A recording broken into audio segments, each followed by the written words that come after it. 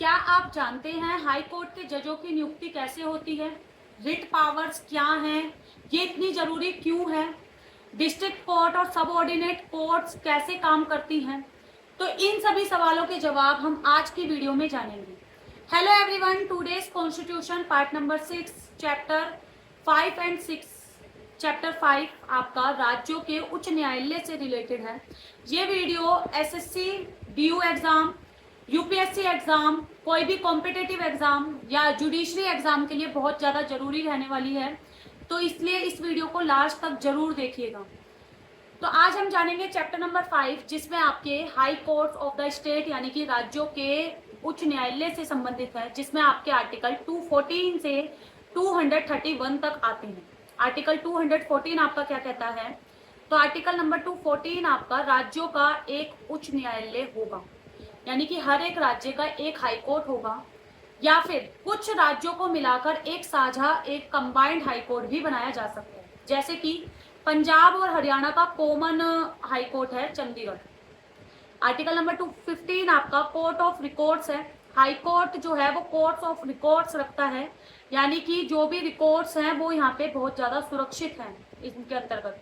और यदि कोई अदालत किसी की अवहेलना कर रहा है तो उसको दंड दिया जाएगा।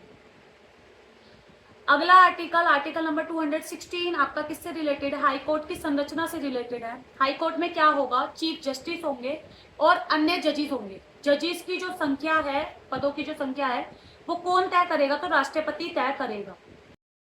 आर्टिकल 217 जजेस की नियुक्ति और कार्यकाल से संबंधित है। इनकी नियुक्ति कौन करता है? तो राष्ट्रपति के द्वारा इनकी नियुक्ति की जाती है जजों की, लेकिन परामर्श लिया जाता है चीफ जस्टिस ऑफ इंडिया से, राज्यपाल से और संबंधित हाई कोर्ट के चीफ जस्टिस। इनकी योग्यता क्या क्या होनी चाहिए? तो भारत का नागरिक हो, कम से कम 10 वर्ष तक न्यायिक पद पर रहा हो या 10 वर्ष तक वकील रहा हो। सेवानिवृत्त आयु क्या है इनकी? तो 62 वर्ष इनकी सेवानिवृत्त आयु है जजेस की हाई कोर्ट में। आर्टिकल 218 सुप्रीम कोर्ट के कुछ प्रावधान। सुप्रीम कोर्ट के कुछ प्रावधान हाई कोर्ट पर भी लागू होते हैं। आर्टिकल नंबर 219 आपका किससे रिलेटेड है? तो शपथ से रिलेटेड है। हाई कोर्ट जजेस पद ग्रहण करने से पहले शपथ किसके सामने लेते हैं? तो राज्यपाल के सामने हाई कोर्ट जजेस शपथ लेते हैं। आर्टिकल 220 प्रैक्टिस पर रोक। परमानेंट जज बनने के बाद वो उसी कोर्ट में वकालत, हाई कोर्ट में वकालत नहीं कर सकता। आर्टिकल 221 आपका किससे रिलेटेड है? तो वेतन और भत्तों से रिलेटेड है। हाई कोर्ट जजेस का वेतन संसद द्वारा तय किया जाता है। आर्टिकल नंबर 222 जजेस का ट्रांसफर, जजों का ट्रांसफर।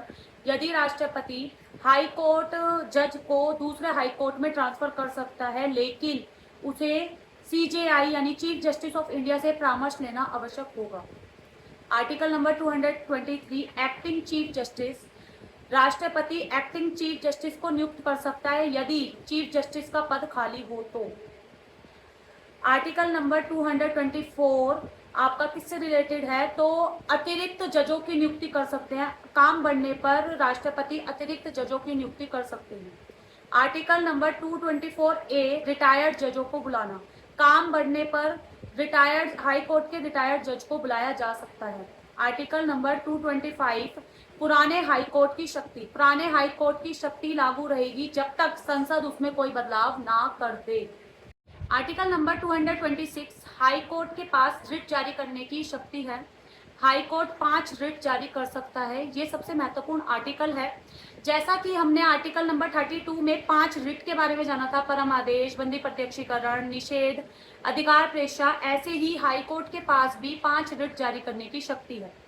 लेकिन हाई कोर्ट केवल फंडामेंटल राइट्स पे ही नहीं बल्कि अन्य कानूनी अधिकारों की सुरक्षा भी करता है। इस वजह से इस आर्टिकल को आर्टिकल नंबर 32 से अधिक व्यापक बताया गया है। आर्टिकल 227 हाई कोर्ट के अधीन जो भी निचली न्यायालय हैं उन पर वो कंट्रोल रखता है high court. Article number 228 case transfer करने की शक्ति है। संवैधानिक प्रश्नों के मामलों को हाई कोर्ट अपने पास मंगवा सकता है। आर्टिकल 229 कर्मचारियों की नियुक्ति। हाई कोर्ट अपने अधीन कर्मचारियों की नियुक्ति कर सकता है। आर्टिकल नंबर 230 यूनियन टेरिटरीज पर अधिकार। संसद हाई कोर्ट के अधीन क्षेत्रों को यूनियन टेरिटरीज तक बढ़ा सकती है। Article number 231 common high court, कुछ राज्यों को मिलाकर एक कॉमन हाई कोर्ट भी बनाया जा सकता है। हर राज्य के लिए एक हाई कोर्ट होना कंपलसरी नहीं है। जैसे कि पंजाब और हरियाणा को मिलाकर पंजाब और हरियाणा का एक ही कॉमन हाई कोर्ट है जो है चंडीगढ़। तो ये था आपका चैप्टर नंबर 5 जिसमें हमने हाई कोर्ट्स के बारे में जाना अच्छे से कि जजेस कौन कौन, मतलब कि कौन कौन से कैसे नियुक्ति होती है, क्या क्या योग्यता चाहिए, कितने टाइम के लिए ये अपने पद पे रह सकते हैं, कितनी उम्र होनी चाहिए, इनके अधीन कौन कौन सी पावर्स आती हैं, ये कौन कौन से न्यायाधीशों की और किस किस जजेस की नियुक्ति कर सकते हैं, कर्मचारियों की नियुक्ति कर सकते हैं, और कैसे संसद इनका अधिकार क्षेत्र को बढ़ा सकती है। ये था आपका चैप्टर नंबर। नेक्स्ट जो आपका चैप्टर है चैप्टर नंबर 6, वो आपका सबऑर्डिनेट कोर्ट यानी कि अधीनस्थ न्यायालय से संबंधित है, जिसमें आपके आर्टिकल 233 से आर्टिकल 237 तक आते हैं। इसमें आपके डिस्ट्रिक्ट कोर्ट और निचली अदालतों के बारे में जाना गया है, बताया गया है। सबसे पहले आर्टिकल नंबर 233 डिस्ट्रिक्ट जजों की नियुक्ति। तो डिस्ट्रिक्ट जजों की नियुक्ति कौन करता है? राज्यपाल करता है, लेकिन हाई कोर्ट से परामर्श कर। आर्टिकल 233 ए नियुक्तियों की वैधता, डिस्ट्रिक्ट जजों की नियुक्ति और उनके निर्णयों को वैध घोषित किया गया है। आर्टिकल 234 आपका अन्य न्यायिक अधिकारियों की भर्ती, डिस्ट्रिक्ट जजेस के अलावा अन्य न्यायिक अधिकारियों की भर्ती राज्यपाल, स्टेट पब्लिक सर्विस कमीशन और हाई कोर्ट के सहयोग से होती है। आर्टिकल नंबर 235 अधीनस्थ न्यायालयों पर नियंत्रण। हाई कोर्ट का नियंत्रण होता है अधीनस्थ न्यायालयों पर पोस्टिंग, प्रमोशन, लीव और डिसिप्लिन पर। यह न्यायपालिका की स्वतंत्रता को सुनिश्चित करता है। आर्टिकल नंबर 236 इसमें आपके चीफ जस्टिस और जुडिशियल सर्विस की परिभाषा दी गई है। आर्टिकल 237 मजिस्ट्रेट पर लागू। राज्यपाल चाहे तो इस चैप्टर के जो भी नियम है वो मजिस्ट्रेट पर भी लागू कर सकता है। ये था आपका चैप्टर नंबर 6 जिसमें हमने डिस्ट्रिक्ट कोर्ट के बारे में जाना।